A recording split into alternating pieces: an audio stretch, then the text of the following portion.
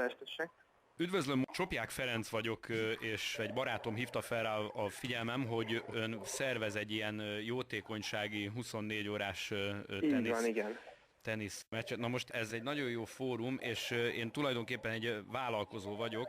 Most importálok Németországból különböző sportszereket, és olvastam, hogy 240 000 forintot szeretne összegyűjteni, vagy hát, hogy ez a cél. Igen, ez szerepel nagyjából ott az .hu, de igazából csak egy ilyen hozzávetőleges összeg, tehát ha most igazából azért többre számítunk, mert... Értem. Tehát...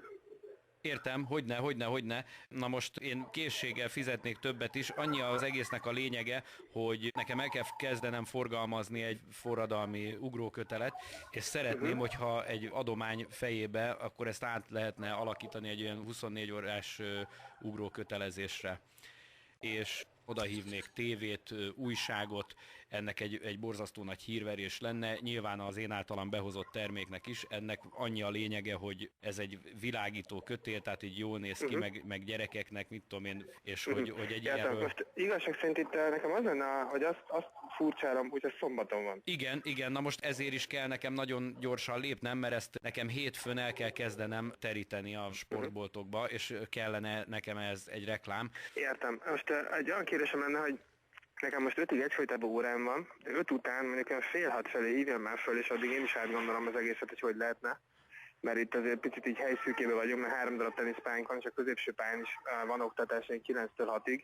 Kint meg nem biztos, hogy túl jó idő lesz, de addig agyalok rajta, és akkor 5:30 felé. De az csodálatos lenne, hogy akár hogyha 2 teniszpályán, mert ugye ott tudnának lenni egyszer az rengeteg ember, ahogy ugráló kötelezik, ott a tévé, kijön a fókusz, a tények, minden, az újságok is felsorakoznak, bulvárlapokat kihívnék, Blikket, Borsot, mindenfélét. Na aztán egyébként tegnap reggel voltunk a Mokkában, meg ma reggel a Digisportnál, meg az RTL Klub is kijön. Nagyszerű, hát akkor nagyon jó, mert akkor utána is tudunk menni, hogy ez lett volna a teniszezés, de most igazából mégiscsak ugráló kötelezés lett belőle. És még arra gondoltam, hogy ezt meg lehetne dobni az egészet, hogy ugráló kötelezés közben a Scatman-től, nem tudom, hogy ismeri a I'm a Scatman! Ezt kéne énekelniük, én viszek zenei alapot. Ez kemény átveréssel hangzik az egész úgy, ahogy van most már.